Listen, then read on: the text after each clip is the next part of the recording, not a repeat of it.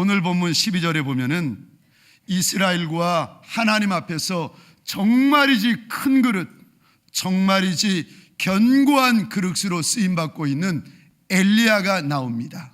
그런데 이 엘리야의 모습을 보면서 제자가 이렇게 외치고 있습니다. 내 아버지여, 내 아버지여, 이스라엘의 마병과 병거요. 이스라엘의 마병과 병거라는 뜻은 현대어로 하자면은 이스라엘의 아비와 어미, 이스라엘을 먹여 살리는 보호자, 용사, 그런 뜻입니다. 엘리야 선지자가 그만큼 하나님 앞에서, 이스라엘 민족 앞에서 크고 탁월한 인물이었습니다. 소원하기는 오늘 하나님 앞에 달려나온 모든 하나님의 사람들, 우리 안에 서로 연약함이 있고 자금이 있고 부족함이 있을지라도 만왕의 왕, 만주의 주가 되시는 우리 하나님의 도움으로 말미암아 민족의 아비가 되어지고 열국의 어미가 되어지고 천국의 용사 되어지시기를 주의 이름으로 축원합니다. 내 안에 연약함이 많은데, 내 안에 부족함이 많은데, 내가 물질도 없고 학벌도 없고 실력이 없는데 내가 어떻게 엘리야처럼 민족의 아비가 되고 열국의 어미가 될 수 있습니까? 내가 어떻게 천국의 용사가 될 수가 있겠습니까? 기억하십시오. 첫 번째로 영적인 민감함을 가지셔야 됩니다. 민감함이라는 것은 미리 깨닫는 것, 일이 일어나기 전에 미리 아는 것을 말합니다.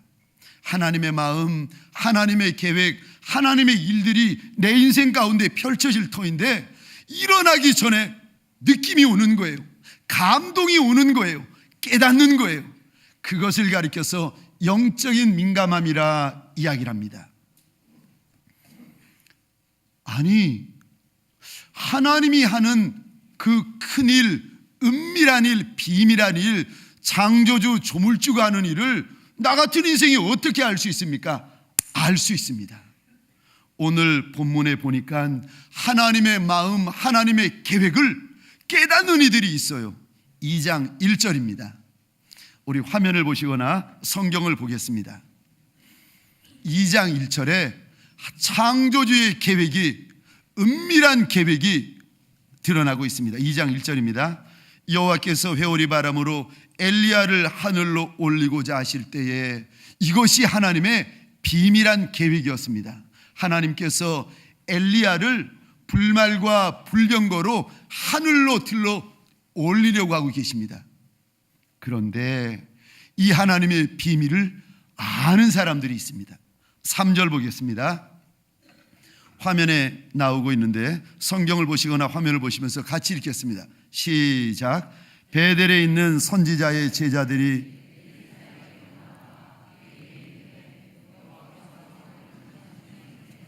당신의 머리 위로 데려가실 줄을 아시나이까 하니 이르되 나도 또한 아노니 너희는 잠잠하라 하니라. 아멘. 하나님께서 이제 행하실 일을, 미래에 행하실 일을, 이거를 보는 거예요. 이거를 아는 겁니다. 엘리야도 알고 그 제자 엘리사도 알고 베델과 여리고에 있는 다른 제자들도 하나님이 하실 일을 아는 겁니다. 영적인 민감함.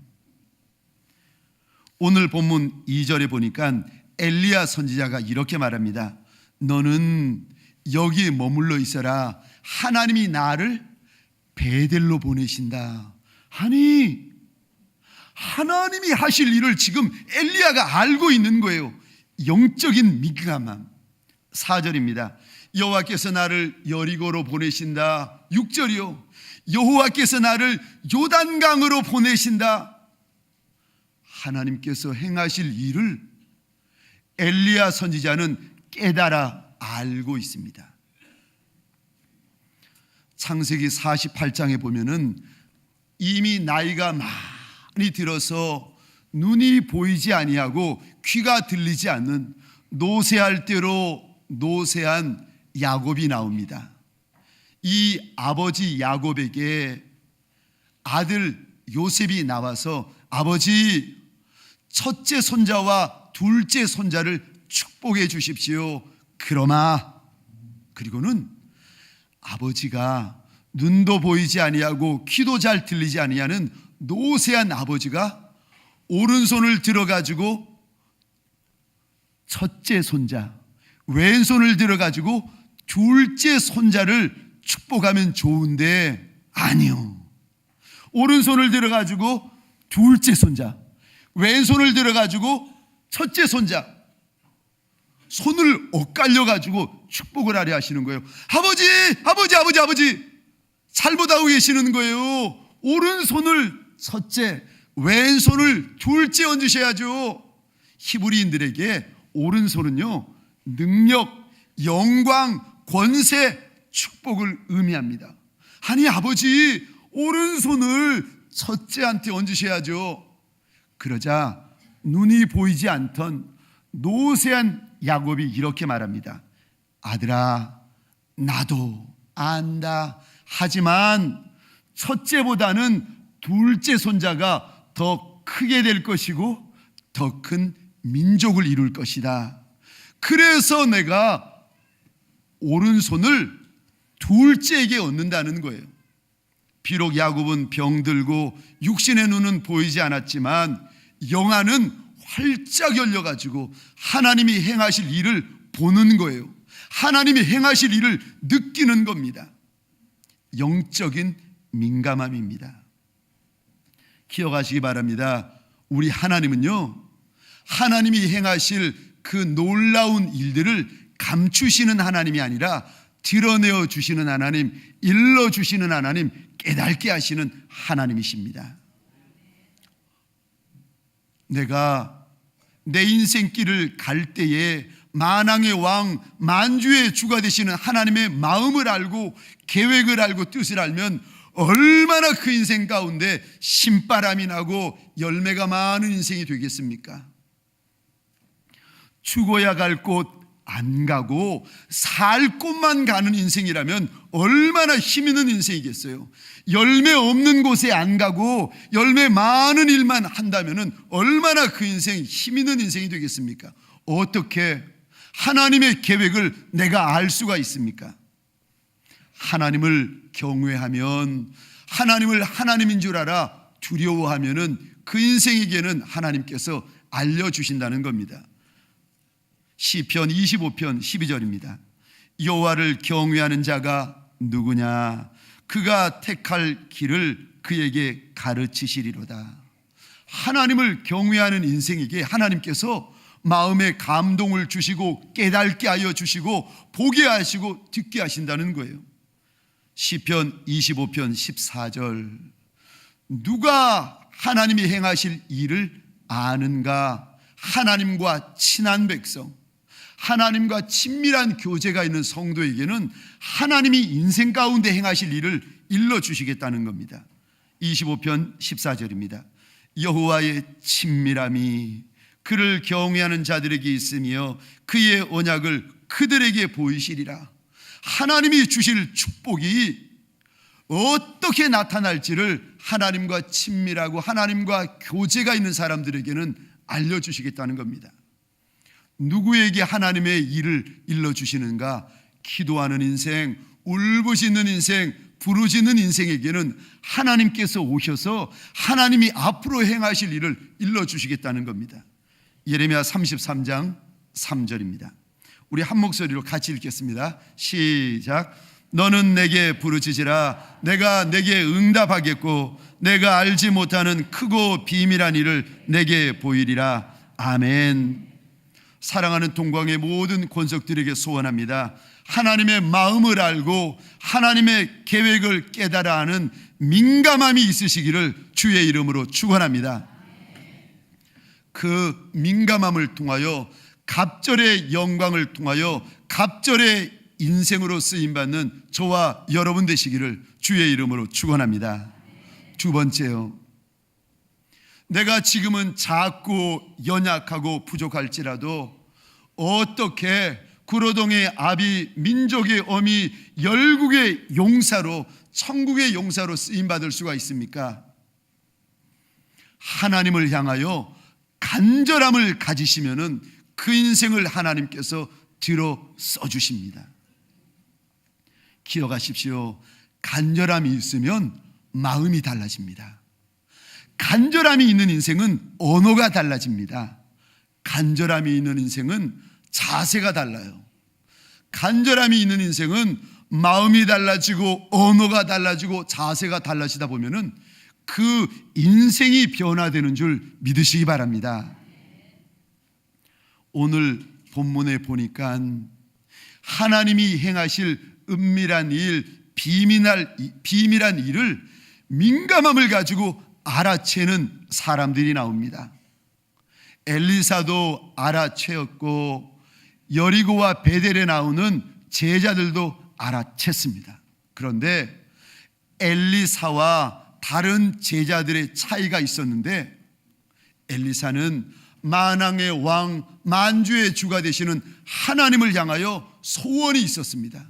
만왕의 왕, 만주의 주가 되시는 우리 하나님을 향한 간절함이 있었습니다. 그러니까 이 엘리사는 소원이 있고 간절함이 있었던 이 작은 자 엘리사는 큰 스승을 떠나지 않습니다. 열왕기하 2장 2절입니다. 스승인 엘리야 선지자가 제자에게 이렇게 말합니다.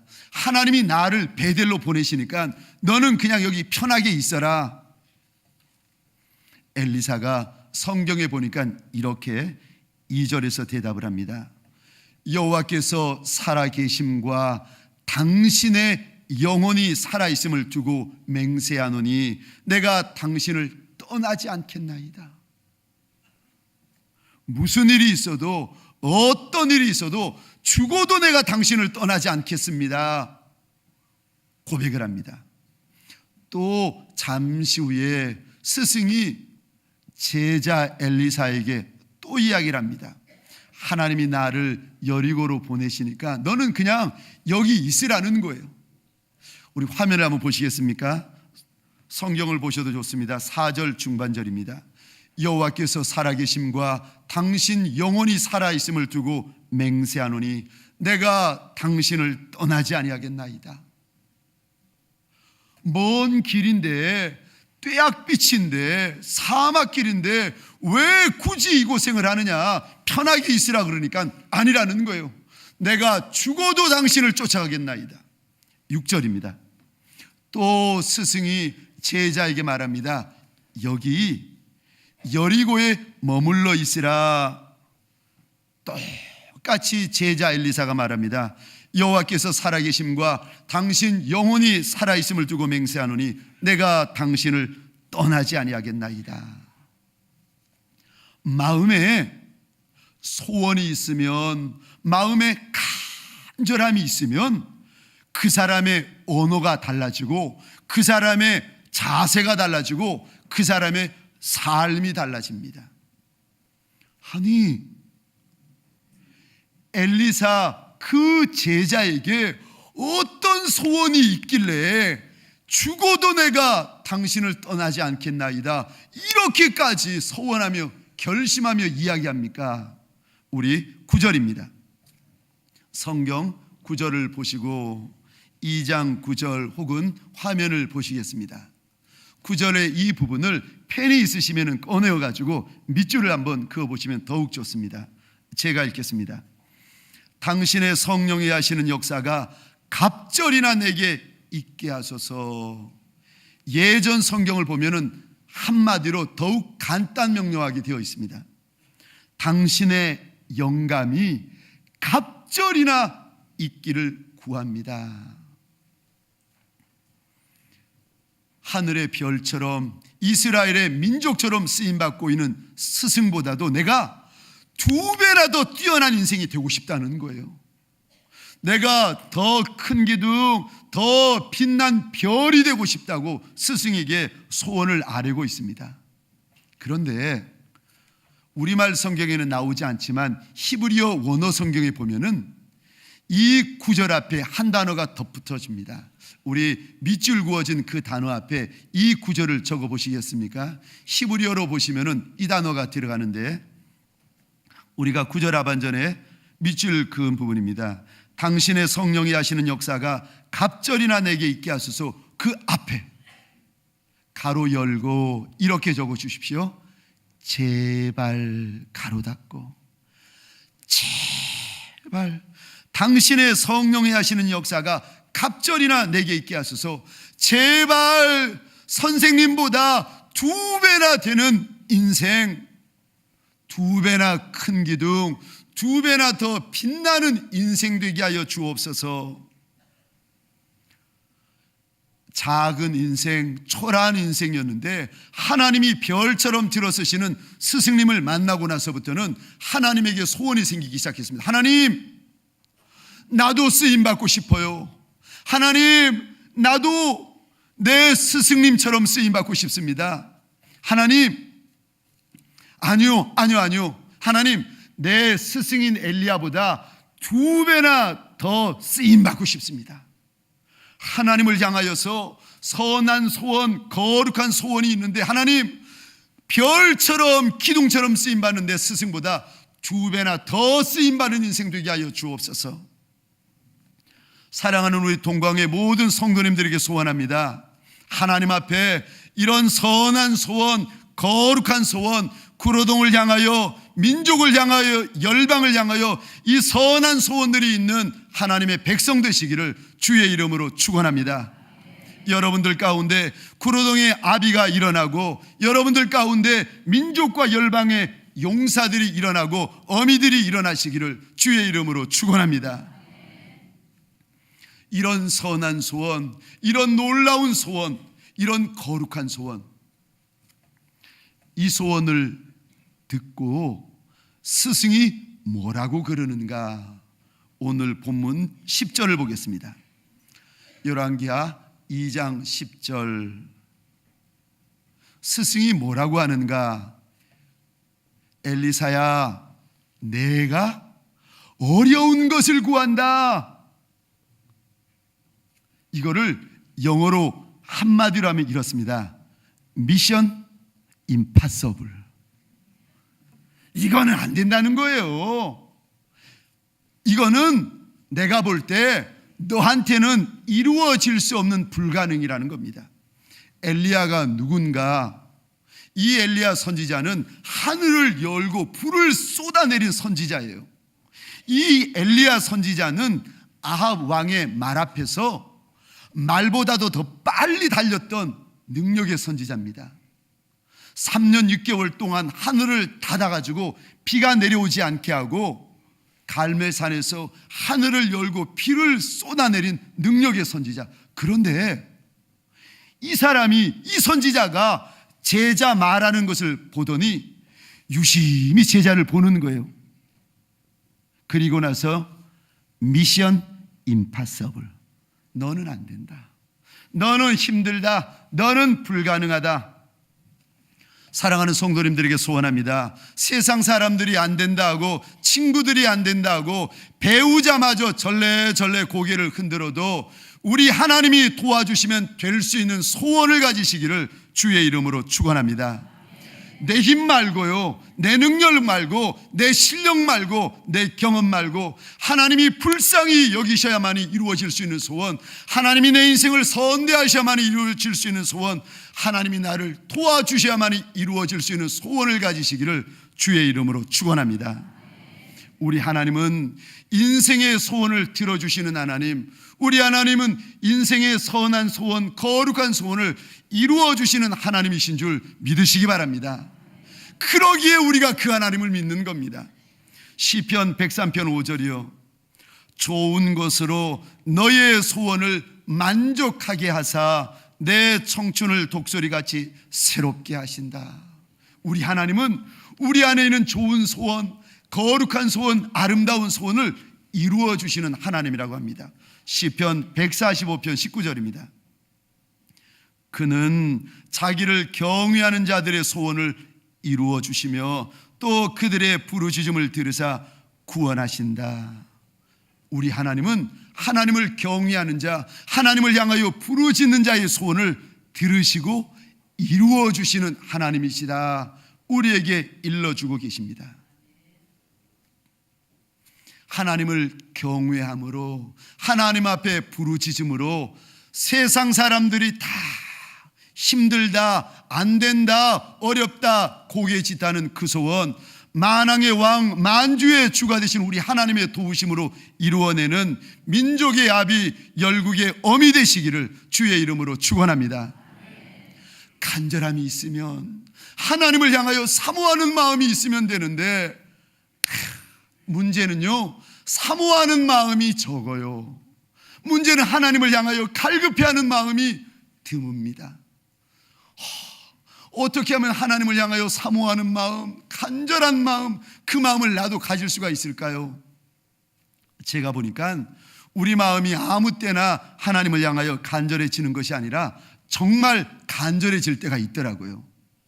언제 간절해질까 보니까 큰 병 걸렸을 때, 죽을 병 걸리니까 말려도, 기도하지 말라고 말려도 하나님 앞에 얼마나 간절해지고 얼마나 기도하는지, 성경에 보니까 히스기야 왕 그렇게 바쁘고 그렇게 분주했는데 어느 날 선지자가 와가지고 당신이 죽고 살지 못하리라, 하나님이 3일을 시간 주셨다는 겁니다.